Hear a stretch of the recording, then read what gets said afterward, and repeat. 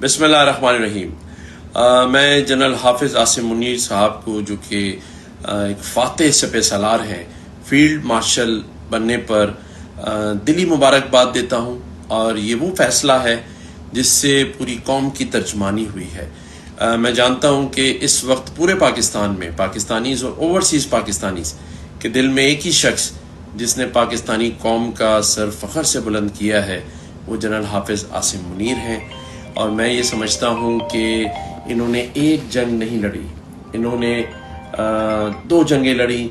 एक अंदरूनी साजिश और दहशतगर्दी की जो पाकिस्तान के अंदर थी, और दूसरी भारत से जंग लड़ी। और ये सिर्फ असले की जंग नहीं थी, इन्होंने एक असहाब की जंग लड़ी, और मैं समझता हूँ उसमें वो कामयाब हुए हैं। अल्लाह ताला उनको, उनकी पूरी फैमिली को मुबारकबाद मैं देना चाहता हूँ, और पूरी कौम को भी, कि वज़ीर-ए-आज़म शहबाज शरीफ साहब ने और कैबिनेट ने पूरी कौम की तर्जुमानी की है। शुक्रिया।